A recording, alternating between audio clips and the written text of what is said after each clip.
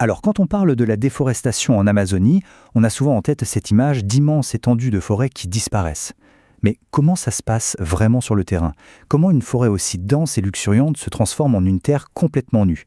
Et surtout, comment on arrive à le savoir avec une précision quasi millimétrique? Aujourd'hui, on va disséquer ensemble l'anatomie de cette transformation.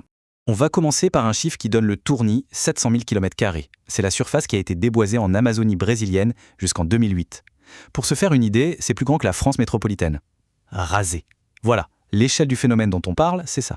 Et si on met ce chiffre en perspective, c'est encore plus frappant. Ces 700 000 km², ça représente 17,5% de toute la forêt amazonienne brésilienne. Imaginez un peu, c'est presque un cinquième de cet écosystème qui est vital pour la planète, perdu en seulement quelques décennies. Pour bien comprendre tout ça, on va suivre un parcours en 5 temps. D'abord, on va se plonger dans les chiffres pour saisir l'échelle. Puis, on verra la forme que prend cette déforestation, la véritable cicatrice qu'elle laisse. Ensuite, on analysera le processus étape par étape. On découvrira après comment les satellites surveillent tout ça depuis l'espace. Et pour finir, on se posera la question, que devient la Terre une fois que la forêt a disparu? Allez, on attaque donc la première partie, les chiffres. Parce que pour comprendre un problème, il faut d'abord pouvoir le mesurer. Bon, maintenant qu'on a l'échelle en tête, regardons d'un peu plus près la forme que prend cette destruction. Parce que vous allez voir, la déforestation, ce n'est pas juste un grignotage au hasard. Non, elle suit des schémas très précis, très reconnaissables, qui laissent une véritable cicatrice sur le paysage. Du coup, la question qu'on peut se poser, c'est concrètement, ça ressemble à quoi vu d'en haut? Une simple tache qui grandit? En fait, la réalité est bien plus structurée que ça. Regardez cet exemple, il est super parlant et date de 1985. Tout part des routes. Elles agissent comme des artères qui s'enfoncent au cœur de la forêt. Et à partir de là, de chaque côté, des parcelles sont défrichées, ce qui crée ce motif très particulier qu'on appelle en arête de poisson. La route, c'est vraiment le point de départ de tout. Attention, une forêt ne disparaît pas comme ça en un claquement de doigts. Sa destruction, c'est en fait un processus, une sorte de lente agonie, qui mène, à la fin, à la perte totale des arbres. Alors comment ça marche? Eh bien, tout commence par ce qu'on appelle l'exploitation sélective. On vient couper les bois les plus précieux, les plus rentables. Ça crée des brèches dans la canopée, le toit de la forêt.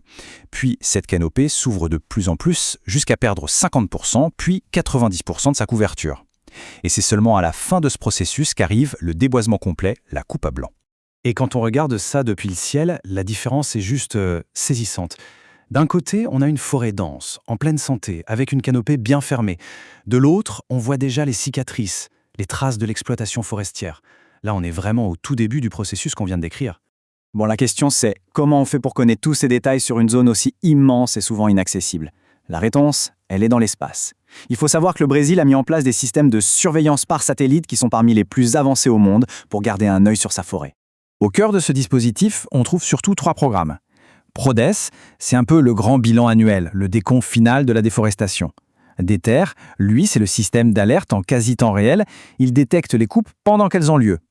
Et enfin, il y avait DEGRADE, qui ciblait spécifiquement les zones en cours de dégradation et qui a depuis été intégré à DETER.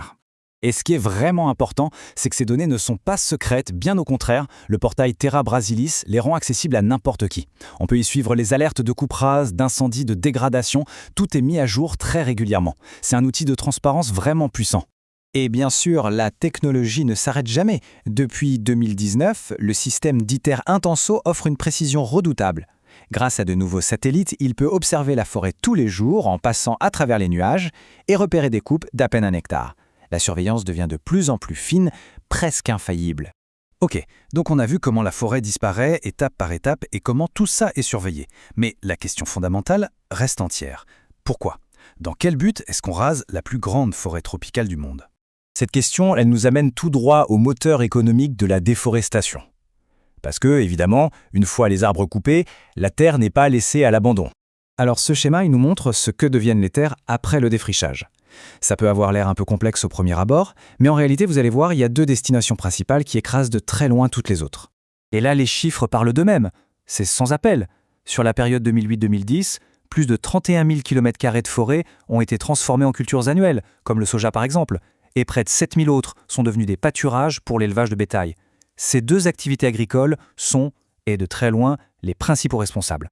Et voilà, la boucle est bouclée. On part d'une forêt dense, pleine de vie, qui est progressivement dégradée, puis finalement rasée, pour être remplacée par des champs et des pâturages. C'est une transformation écologique massive, dont chaque étape est scrutée par l'œil vigilant des satellites. Tout ça nous laisse avec une dernière réflexion. On a cette technologie incroyable qui nous permet de documenter la destruction avec une précision qu'on n'a jamais eue. Mais la vraie question pour l'avenir, c'est est-ce que cette technologie peut faire plus que simplement observer ? Est-ce qu'elle peut devenir un jour un véritable outil pour aider à sauver la forêt ?